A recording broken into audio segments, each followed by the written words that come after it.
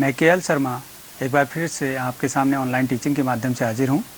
आज हम class 10th विज्ञान विषय के अंतर्गत रसायन विज्ञान चैप्टर 4 कार्बन और उसके यौगिक के भाग 3 का अध्ययन करेंगे। तो सबसे पहले देखते हैं बच्चों कि आज हमारी चर्चा के कौन कौन से बिंदु हैं। सबसे पहले हम देखेंगे पुनरावलोकन कि हमने इस पाठ के पार्ट 1 और 2 में क्या क्या अध्ययन किया है, उसके बारे में थोड़ी सी हम जानकारी प्राप्त करेंगे। उसके बाद हम श्रृंखलाएं, शाखाएं तथा वलय और उसमें भी मुख्य रूप से ब्यूटेन पर हम चर्चा करेंगे। उसके पश्चात बच्चों हम देख रहे हैं यहाँ पे कि कार्बन का जो मैत्रीपूर्ण व्यवहार है उसके अंतर्गत विषम परमाणु तथा प्रकार्यात्मक समूह क्या क्या होते हैं उसके विषय में अध्ययन करेंगे। और उसके पश्चात समजातीय श्रेणी जिसके अंतर्गत एल्केन, एल्कीन तथा एल्काइन के विषय में आज हम जानने का प्रयास करेंगे कि समजातीय श्रेणी क्या होती हैं। और उसके साथ साथ ही समजातीय यौगिकों के गुणधर्मों के विषय के बारे में भी हम लोग आज अध्ययन करेंगे। और अंत में बच्चों कार्बनिक यौगिकों की नाम पद्धति, किस तरीके से हम कार्बनिक यौगिकों का नामकरण करते हैं उसके विषय में और उनके कुछ रासायनिक गुणधर्मों के विषय में अध्ययन करेंगे। तो बच्चों इससे पहले वाले पाठ में आपने कार्बन के विषय में बहुत सारी चीज़ों का अध्ययन कर चुके हैं, बहुत सी चीज़ें आप जान चुके हैं। कार्बन जिसका कि परमाणु क्रमांक 6 होता है और उसके बाह्यतम कोश में आप सभी लोग जानते हैं कि 4 इलेक्ट्रॉन होते हैं, अर्थात कार्बन की जो संयोजकता होती है वो 4 होती है। पिछले जो भाग हैं उसमें आपने पढ़ा था कि कार्बन अधातु है, अर्थात वो अधातुओं के सारे गुणधर्म प्रदर्शित करता है, सारे गुणधर्म वो दिखाता है अधातुओं के। और उसके साथ साथ बच्चों आपने देखा था कि जो कार्बन है वो आवर्त सारणी में दूसरे आवर्त और 14वें समूह का सदस्य है। इसके साथ साथ आपने इससे पिछले वाले भाग में कार्बन में जो सहसंयोजी आबंध बनते हैं, किस प्रकार से सहसंयोजी आबंध बनते हैं उसके विषय में अध्ययन किया। नाइट्रोजन, ऑक्सीजन, मीथेन, इन सब अणुओं के बनने का किस प्रकार से बनते हैं उसके विषय में आपने अध्ययन किया। और आपने संतृप्त और असंतृप्त हाइड्रोकार्बन क्या होते हैं और संतृप्त हाइड्रोकार्बन के अंतर्गत एल्केन और असंतृप्त हाइड्रोकार्बन के अंतर्गत एल्कीन और एल्काइन का अध्ययन किया। इसके साथ साथ बच्चों आपने कार्बन की जो वर्सेटाइल जो नेचर है, सर्वोत्मुखी प्रकृति है, उसके अंतर्गत श्रृंखलन क्या होता है और कार्बन की चतुसंयोजकता के विषय में भी विस्तृत अध्ययन किया। और उसके बाद आपने कार्बन के अपर रूप, 2 प्रकार के कार्बन के अपर रूपों के बारे में आपने पढ़ा, क्रिस्टलीय अपर रूप और अक्रिस्टलीय अपर रूप। और क्रिस्टलीय अपर रूप के अंतर्गत आपने पढ़ा था कि हीरा और ग्रेफाइट, और अक्रिस्टलीय अपर रूप में आपने देखा काजल, कोयला, ये सारे अक्रिस्टलीय हमारे कार्बन के अपर रूप हैं। तो बच्चों आगे चलते हैं, देखते हैं कि श्रृंखलाएं, शाखाएं तथा वलय क्या होती हैं। और आज मुख्यतः हमें करनी है ब्यूटेन पे चर्चा, क्योंकि इससे पहले पिछले वाले भाग में आप कार्बन की जो श्रृंखलाएं होती हैं, सीधी जो कार्बन का जो कंकाल होता है किस प्रकार से बनता है, और उसमें जब हम किसी हाइड्रोजन परमाणु को जोड़ते हैं तो किस प्रकार की संरचना बनती है, उन सब के बारे में आप पढ़ चुके हैं। मतलब श्रृंखलाओं से आप भली भांति परिचित हैं कि कार्बन की जो श्रृंखला है वो किस प्रकार से एक सीधी श्रृंखला बनाती है। तो अगर हम ब्यूटेन की बात करें यहाँ पे, तो ब्यूटेन का मतलब जब कार्बन के कितने परमाणु हों, 4 परमाणु हों। पहले को आपने पिछले भाग में आप पढ़ चुके हैं कि अगर 1 कार्बन का परमाणु होगा तो उसे कहेंगे मेथ, 2 कार्बन के परमाणु होंगे तो एथ, 3 होंगे तो प्रोप, और 4 अगर होंगे तो उसे ब्यूट कहते हैं। और जब एल्केन की बात करते हैं तो वहाँ पे हो जाता है जब कार्बन के 4 परमाणु होंगे तो उसे हम लोग क्या कहेंगे, ब्यूटेन कहेंगे। तो जब कार्बन के 4 परमाणु होंगे तो आप देख रहे हैं कि कार्बन के 4 परमाणु को इस तरीके से हम एक सीधी श्रृंखला के रूप में कार्बन के कंकाल को लिख सकते हैं। कार्बन के 4 परमाणु सिंगल बॉन्ड के द्वारा यहाँ पे जुड़े हुए हैं। उसी प्रकार से बच्चों अगर हम देखें तो ब्यूटेन की संरचना को हम इस प्रकार से भी बना सकते हैं, जहाँ पे ये दोनों कार्बन परमाणु एक दूसरे से सिंगल बॉन्ड से जुड़े हैं और उसके पश्चात ये जो हमारा कार्बन है उसकी शाखाएं निकल गई हैं। जैसे आप देखते हैं पेड़ों में शाखाएं होती हैं, उसी प्रकार से इस कार्बन की भी 2 शाखाएं यहाँ पे खुल गई हैं और वहाँ पे पुनः कार्बन ये जुड़ गया है। तो कार्बन के यहाँ पे भी 4 परमाणु हैं और इस सीधी श्रृंखला में भी कार्बन के 4 ही परमाणु हैं। आप जानते हैं कि कार्बन की जो संयोजकता होती है वो 4 होती है। तो अगर हम इस जगह पे अगर हम इस कार्बन की बात करें तो यहाँ पे 3 संयोजकताएं इसकी अभी संतुष्ट होनी बाकी हैं, क्योंकि सिर्फ सिंगल बॉन्ड बना है। इस कार्बन पे 2 संयोजकताएं संतुष्ट होनी बाकी है, क्योंकि यहाँ पे ये 2 सिंगल बॉन्ड हैं। उसी प्रकार से यहाँ पे और इस कार्बन पे लास्ट वाले पे 3 संयोजकताओं को संतुष्ट होना बाकी है, क्योंकि ये सिंगल बॉन्ड से यहाँ पे जुड़ा हुआ है। तो अगर हम इन संयोजकताओं को संतुष्ट करें और प्रत्येक जगह पे हाइड्रोजन को जोड़ दें तो आप देखिए किस प्रकार की संरचना यहाँ पे बनती है। ये संरचना यहाँ पे बनी। आप देख रहे हैं C कितने हैं, 4 हैं और हाइड्रोजन को अगर आप गिनेंगे तो आप देख रहे हैं 4 4 8 और 2 10। इसका मतलब यहाँ पे ये हो गया C4H10 ब्यूटेन। उसी प्रकार से अगर हम यहाँ पे देखें तो ये कार्बन सिंगल बॉन्ड से यहाँ पे जुड़ा हुआ है। इसका मतलब इसकी कितनी संयोजकताएं बाकी हैं, 3 संयोजकताएं भी संतुष्ट नहीं हैं। इस कार्बन की बात करें तो 1 2 3 संयोजकताएं संतुष्ट हैं, मतलब कि 1 संयोजकता भी बाकी है। इस कार्बन में सिर्फ सिंगल बॉन्ड से यहाँ जुड़ा हुआ है, इसका मतलब 3 संयोजकताएं बाकी हैं और यहाँ पे भी 3 संयोजकताएं बाकी हैं। इन सभी जगहों पे अगर हम हाइड्रोजन परमाणु को जोड़ दें तो एक स्ट्रक्चर मिलेगा जिसमें C कितने होंगे, 4 ही होंगे। और अगर H हाइड्रोजन को गिने तो हाइड्रोजन को 3 4 5 6 7 8 9 10। तो हाइड्रोजन कितने होंगे, यहाँ पे 10 होंगे।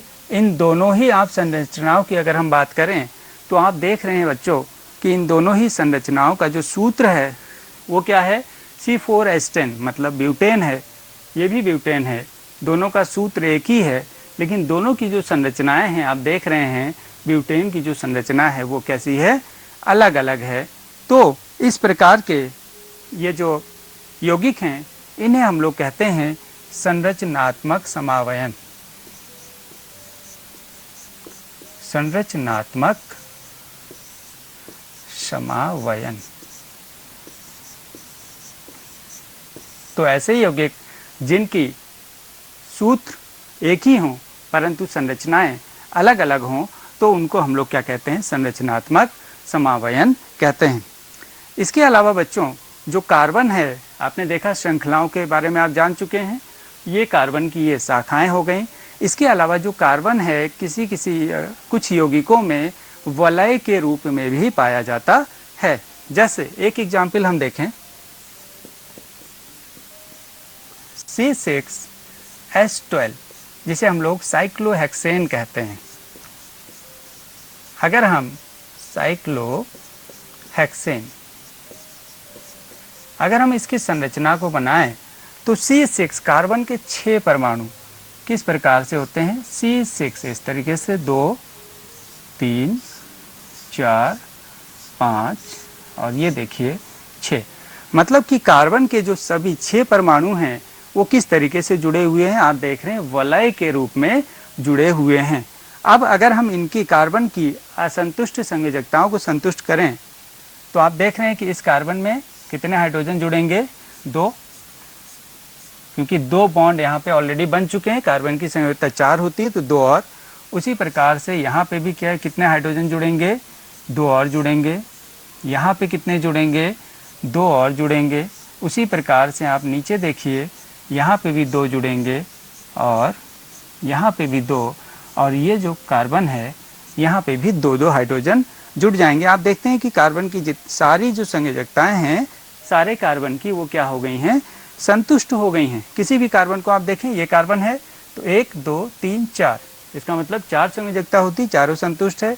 इस कार्बन की भी आप देख रहे हैं चारों संयोजकताएं, सारे कार्बन की चारों संयोजकताएं मतलब सभी संयोजकताएं संतुष्ट हो गई हैं। तो इस प्रकार आप देख रहे हैं कि जो कार्बन है वो वलय के रूप में भी अन्य यौगिकों में उपस्थित रहता है। और एक एग्जाम्पल आपने देखा किसका, साइक्लोहेक्सेन का। तो कार्बन श्रृंखलाओं, शाखाओं और इसके साथ साथ वलय के रूप में भी यौगिकों में उपस्थित होता है। आगे चलते हैं बच्चों। अभी तक जो आपने पढ़ा है उसमें कार्बन और हाइड्रोजन के यौगिकों के बारे में अभी तक आपने जानकारी ली है। इसके साथ ही साथ जो कार्बन होता है वो अन्य तत्वों के साथ जैसे हैलोजन, ऑक्सीजन, नाइट्रोजन और सल्फर के साथ भी जुड़कर आबंध बनाता है। ऐसा नहीं है कि सिर्फ हाइड्रोजन के साथ ही कार्बन जुड़ता है और उसके साथ जो है आबंध बनाता है। ये हैलोजन के साथ मतलब क्लोरीन, ब्रोमीन, इन सब के साथ, ऑक्सीजन के साथ, नाइट्रोजन के साथ, सल्फर के साथ, इन सब के साथ जुड़कर आबंध बनाता है। अब प्रश्न ये उठता है कि ये सारे जितने तत्व या परमाणु जो भी हैं ये हाइड्रोकार्बन श्रृंखला में किस तरीके से जुड़ते हैं। तो एक एग्जाम्पल लेते हैं, जैसे मान लिया C2H6, ये क्या है बच्चों, आप पीछे पढ़ चुके हैं, एथेन। C2H6 एथेन है। अगर हम इसके स्ट्रक्चर की बात करें तो किस तरीके का होगा, C2 और H6 हाइड्रोजन के 6 परमाणु इस तरीके से यहाँ पे जुड़े हुए होंगे। अभी हम बात कर रहे हैं विषम परमाणुओं की। तो विषम परमाणु क्या होते हैं, हाइड्रोकार्बन श्रृंखला से हाइड्रोजन को प्रतिस्थापित करने वाले तत्वों को विषम परमाणु कहते हैं। तो ये जो हमारा एथेन है इसमें आप देख रहे हैं C2H6 ये है। अगर हम किसी विषम परमाणु को, कोई विषम परमाणु यहाँ पे जुड़ना चाहे तो कैसे जुड़ेगा, पहले हाइड्रोजन किसी भी जो हाइड्रोकार्बन श्रृंखला है उसमें से किसी भी हाइड्रोजन को क्या करेगा, वो प्रतिस्थापित करेगा। मान लिया कि इस हाइड्रोजन को क्या कर दिया गया, प्रतिस्थापित कर दिया गया, -H मतलब हटा दिया गया। तो ये क्या बनेगा, आप देख रहे हैं C2 और H के कितने हैं यहाँ पे 5, मतलब C2H5 हाइड्रोकार्बन मूलक बन गया। और यहाँ पे अगर हम क्लोरीन को जोड़ना चाहते हैं तो यहाँ पे अगले स्टेप में क्या हो जाएगा, क्लोरीन जुड़ जाएगा और ये हो जाएगा C2H5Cl, C2H5Cl, Cl क्लोरो और ये हो गया एथेन, क्लोरो एथेन। तो यहाँ पे आपने देखा कि जब कोई भी नया तत्व या परमाणु उसमें जुड़ता है तो एक या एक से अधिक हाइड्रोजन को एक एक करके प्रतिस्थापित करेगा और उसके स्थान पे नया क्लोरीन या ब्रोमीन या फिर नाइट्रोजन या फिर जो भी ये सब आप देख रहे हैं ये वहाँ पे क्या हो जाएंगे, जुड़ जाएंगे और एक नया आप देख रहे हैं यौगिक बन रहा है, उसे हम लोग क्या कह रहे हैं, क्लोरोएथेन। तो यहाँ पे क्लोरीन क्या है, विषम परमाणु। और अगर हम समूह की बात करें तो यहाँ पे कौन सा समूह है, Cl समूह, प्रकार्यात्मक समूह Cl है। ठीक है, तो विषम परमाणु कौन कौन से होते हैं आपने देखा। तो सबसे पहले विषम परमाणु एक बार फिर से हाइड्रोकार्बन श्रृंखला से हाइड्रोजन को प्रतिस्थापित करने वाले तत्वों को विषम परमाणु कहते हैं। मतलब यहाँ पे क्लोरीन विषम परमाणु हो गया। अब जो विषम परमाणु हैं वो कुछ प्रकार्यात्मक समूह के रूप में भी पाए जाते हैं, मतलब प्रकार्यात्मक समूह में भी विषम परमाणु पाए जाते हैं। तो हम देखते हैं कि किन किन समूह में कौन कौन से विषम परमाणु पाए जाते हैं। तो देखिए सबसे पहले जैसे हम यहाँ पे देख पा रहे हैं क्लोरीन या फिर ब्रोमीन, ये हमारा क्या है, विषम परमाणु है। क्लोरो या फिर ब्रोमो, हम उनके जब हम यौगिक का नाम लिखते हैं तो उसमें क्लोरो या ब्रोमो लगाते हैं। और ये जो प्रकार्यात्मक समूह है वो क्या है, Cl, क्लोरीन का Cl और ब्रोमीन का Br, ये हमारा प्रकार्यात्मक समूह है। अगर हम उदाहरण की बात करें तो अगर हम यहाँ पे क्लोरीन, जैसे हमने यहाँ पे क्लोरीन जोड़ा था उसी तरीके से अगर हम यहाँ पे Br ब्रोमीन को जोड़ें तो CH3Br एक हमारा एग्जाम्पल हो गया और C2H5Cl ये भी हमारा एक उदाहरण हो गया। दूसरा जो विषम परमाणु है ऑक्सीजन, ये किन किन प्रक्रियात्मक समूह में उपस्थित रहते हैं आप देख रहे हैं। एल्कोहल में ऑक्सीजन जो है वो विषम परमाणु के रूप में उपस्थित रहता है और एल्कोहल समूह का जो सूत्र होता है वो होता है OH। उसी तरीके से जो एल्डिहाइड समूह है, एल्डिहाइड समूह का सूत्र होता है CHO। कीटोन समूह का सूत्र होता है C डबल बॉन्ड O, और इधर आप देख रहे हैं C डबल बॉन्ड O, और दोनों तरफ कार्बन की जो शाखाएं हैं, जो श्रृंखलाएं हैं, जो संयोजकताएं हैं, वो खुली हुई हैं। और कार्बोक्सिलिक अम्ल का सूत्र होता है COOH। और इनके अगर हम उदाहरण की बात करें तो एल्कोहल समूह का उदाहरण हो जाएगा CH3OH या फिर C2H5OH। अगर एल्डिहाइड समूह की बात करें तो आप देख रहे हैं, देखिए एल्डिहाइड समूह यहाँ पे जुड़ा हुआ है CH3CHO। कीटोन समूह की अगर हम उदाहरण की बात करें तो ये हो जाएगा CH3 single bond C double bond O और CH3। आपको ध्यान रखना है कि कीटोन समूह में क्या होगा, C डबल बॉन्ड O, और इधर ये खुली रहेंगी इसकी श्रृंखलाएं। और कार्बोक्सिलिक अम्ल का आप उदाहरण देख रहे हैं CH3COOH। तो विषम परमाणु वे परमाणु जो हाइड्रोकार्बन श्रृंखला से हाइड्रोजन को प्रतिस्थापित करके खुद वहां पे जाके बैठ जाते हैं, वे विषम परमाणु। और विषम परमाणुओं में आपने देखा कि किन किन प्रक्रियात्मक समूह में वे उपस्थित रहते हैं। अब बात करते हैं समजातीय श्रेणी की। आपने इससे पिछले वाले भाग में एल्केन, एल्कीन और एल्काइन के विषय में पढ़ा है। अगर हम बात करें एल्केन की, तो एल्केन श्रेणी का जो पहला सदस्य CH4 मेथेन, दूसरा सदस्य C2H6, तीसरा जो सदस्य है वो होगा C3H8, और चौथा जो सदस्य हो जाएगा C4H10। इस तरीके से एल्केन समूह के सदस्यों को हम इस तरीके से यहाँ पे लिख सकते हैं। आप बच्चों एल्कीन और एल्काइन समूह के सदस्यों को भी यहाँ पे लिख के उसके बाद आप समझ सकते हैं। अगर हम इसमें से कोई प्रक्रियात्मक समूह उसमें लगाएं, मतलब कि कोई विषम परमाणु जोड़ें, तो यहाँ पे क्या होगा, CH4 में अगर हम एल्कोहल प्रक्रियात्मक समूह को इसमें अगर हम जोड़ना चाहें तो ये हो जाएगा CH3OH। अगर हम यहाँ पे OH समूह लगाना चाहें तो ये हो जाएगा C2H5OH। क्यों? क्योंकि एक हाइड्रोजन को हटाएगा तभी तो प्रक्रियात्मक समूह वहाँ पे लग पाएगा। तो CH4 हाइड्रोजन के 4 परमाणु थे, एक हाइड्रोजन को हटाया और OH लग गया। उसी प्रकार से यहाँ पे भी एक हाइड्रोजन को हटाया और OH लग गया। उसी प्रकार से आप यहाँ पे भी देखेंगे तो C3H7OH, और यहाँ पे आप देखें तो ये आ जाएगा C4H9OH।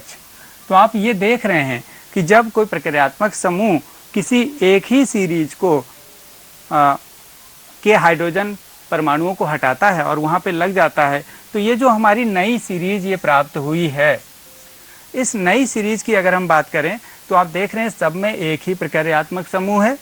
और उसके साथ साथ पहले CH3 और C2H5 को अगर हम देखें तो इसमें कितने का डिफरेंस आ रहा है, आप देखेंगे CH2 का डिफरेंस इसमें भी आ रहा है और इनमें भी CH2 का ही डिफरेंस आ रहा है।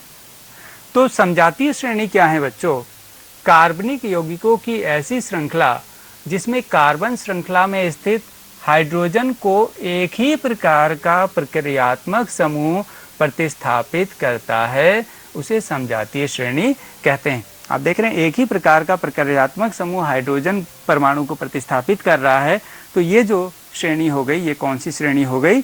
समजातीय श्रेणी हो गई। जैसे उदाहरण CH3OH आप देख रहे हैं वहाँ पे, C2H5OH, C3H7OH और C4H9OH, ये सब हमारे क्या हैं? समजातीय श्रेणी हैं।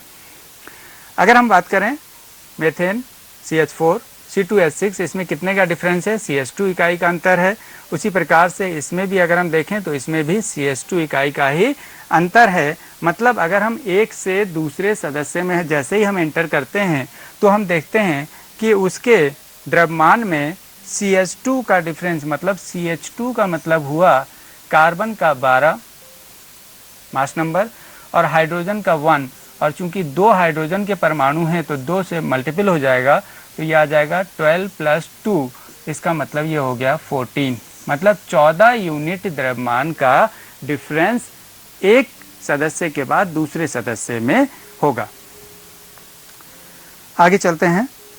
समजातीय यौगिकों के गुणधर्मों के विषय में देखें तो समजातीय श्रेणी में आणविक द्रव्यमान बढ़ता है। अभी आपने देखा कि एक सदस्य से जब दूसरे सदस्य में जाते हैं आगे वाले में, तो आणविक जो द्रव्यमान होता है वो क्या होता है, 14 यूनिट बढ़ जाता है। तो आणविक द्रव्यमान बढ़ता है तो भौतिक गुणधर्मों में क्रमबद्धता दिखाई देती है।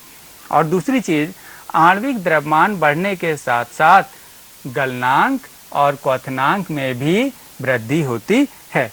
अगर तीसरी चीज अगर हम देखना चाहें तो हम ये कह सकते हैं कि समजातीय यौगिकों के जो रासायनिक गुण होते हैं वो क्या होते हैं, समान होते हैं, एक जैसे होते हैं। तो ये थे समजातीय यौगिकों की कुछ गुणधर्म। आगे देखते हैं। सबसे महत्वपूर्ण टॉपिक इस चैप्टर का बहुत महत्वपूर्ण है, कार्बनिक यौगिकों की नाम पद्धति। हम कार्बनिक यौगिकों का नामकरण किस प्रकार से करते हैं इसको जानना है। ठीक है, तो हम देखते हैं पहले कुछ स्टेप्स में, ये कुछ स्टेप्स हैं, इन स्टेप्स के द्वारा हम जानने का प्रयत्न करते हैं कि किस प्रकार से हम यौगिकों का नामकरण करते हैं।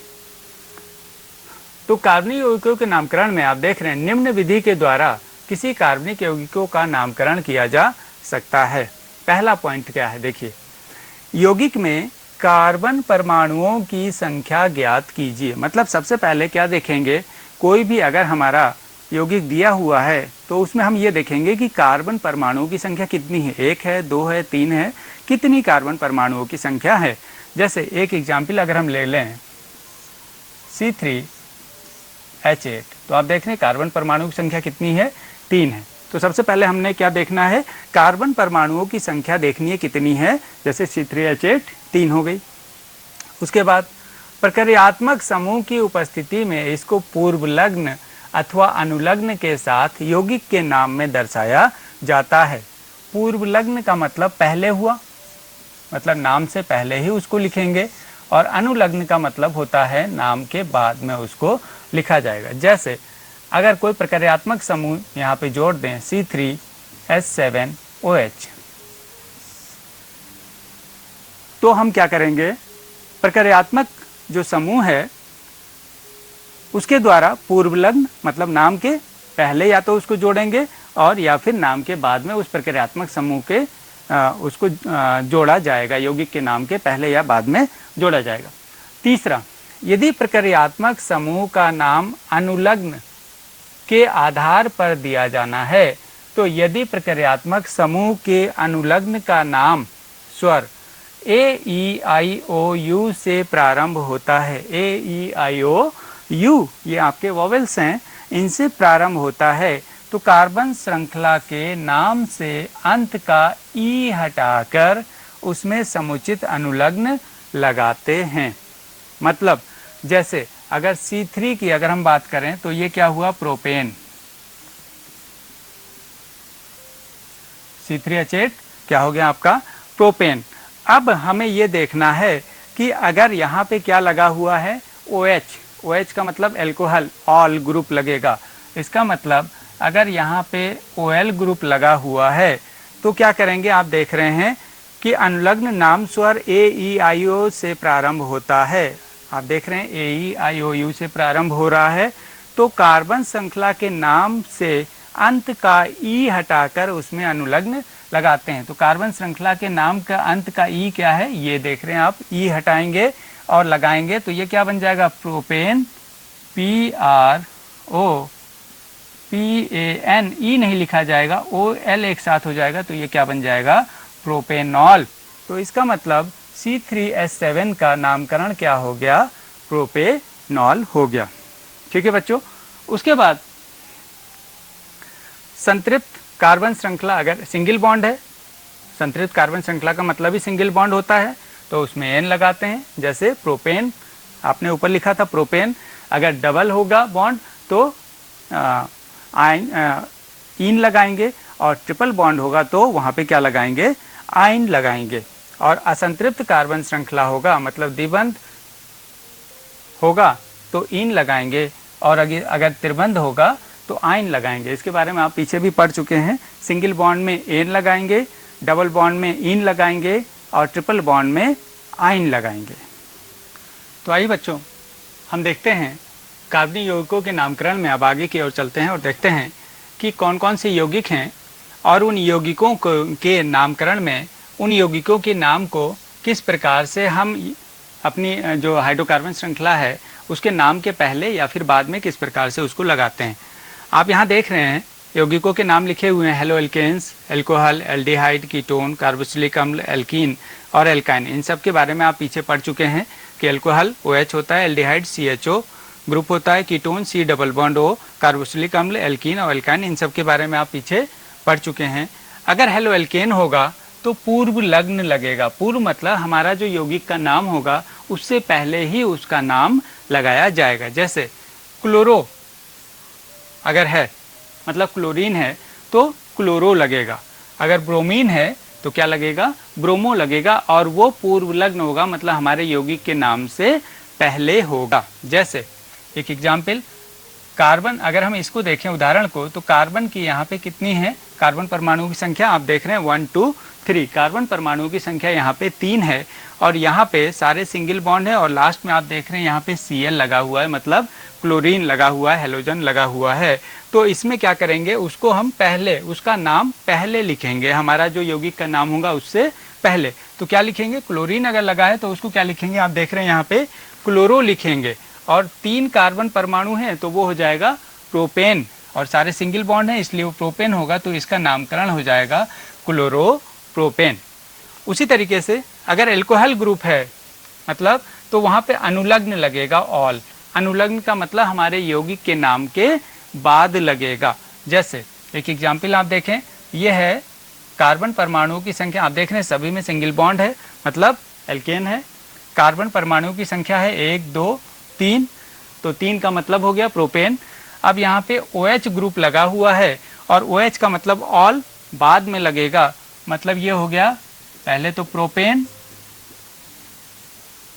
और जुड़ेगा OL, और जब जुड़ेगा तो लास्ट का E हटेगा और ये हो जाएगा प्रोपेनॉल, प्रोपेनॉल NOL, तो क्या हो जाएगा बच्चों, प्रोपेनॉल। उसी तरीके से एल्डिहाइड का अनुलग्न क्या होता है, अल, ये एल्डिहाइड समूह है CHO, तो प्रोपेनल, प्रोपेनल। उसी तरीके से अगर कीटोन ग्रुप है तो ओन लगेगा, और आप देख रहे हैं यहाँ पे ये देखिए क्या है, कीटोन ग्रुप है C डबल बॉन्ड O, और कार्बन परमाणुओं की संख्या कितनी है, 3 है, तो क्या हो जाएगा ये प्रोपेनोन। उसी प्रकार से कार्बोक्सिलिक अम्ल में क्या लगेगा, अनुलग्न लगेगा, और उसका लगेगा ओइक अम्ल, ओइक एसिड। तो यहाँ पे आप देखिए कार्बन परमाणुओं की संख्या देखिए कितनी है, 3 है, और ये हो जाएगा प्रोपेनोइक एसिड या प्रोपेनाइक अम्ल। लास्ट में एल्कीन अगर है तो अनुलग्न क्या लगता है, ईन लगता है, मतलब क्या हो जाएगा, प्रोपीन हो जाएगा। और लास्ट में एल्काइन अगर है तो अनुलग्न लगेगा आइन, मतलब एल्काइन में क्या होता है, आप देख रहे हैं यहाँ पे ट्रिपल बॉन्ड बना हुआ है, एल्काइन में ट्रिपल बॉन्ड होगा, और एल्कीन में आप देख रहे हैं यहाँ पे डबल बॉन्ड बना हुआ है, तो प्रोपीन लगेगा, और एल्काइन में क्या लगेगा, आइन लगेगा, मतलब ये क्या हो जाएगा, प्रोपाइन हो जाएगा। तो आप देख रहे हैं पूर्व लग्न आपके क्या है, सिर्फ क्लोरो, ब्रोमो, ये सब हेलोजन जो होंगी वो पूर्व लग्न लगेंगे, और जितने भी ये सब हैं ये सब क्या होंगे, अनुलग्न होंगे, मतलब यौगिक के नाम के बाद में उसको लिखा जाएगा। तो इस तरीके से हम कार्बनिक यौगिकों का नामकरण करते हैं, और इसके बाद और जो इसके और आगे है उसको हम आगे के भाग में पढ़ेंगे। और देखते हैं बच्चों कि आज हमारा गृह कार्य क्या है। सबसे पहले आपको C2H5Br इसका नाम बताना है कि इसका क्या नाम है, ये जो हमारा यौगिक लिखा हुआ है इसका क्या नाम है। विषम परमाणु किसे कहते हैं, अब आपने आज बहुत अच्छी तरीके से पढ़ा कि विषम परमाणु क्या होते हैं, उसके बारे में आपको बताना है। और उसके साथ साथ एल्कीन तथा एल्काइन का सामान्य सूत्र क्या होता है इसको बताना है। ये पिछले भाग में भी आप पढ़ चुके हैं, और आज भी आपने देखा कि एल्कीन और एल्काइन क्या होते हैं, उनमें किस प्रकार का संबंध होता है।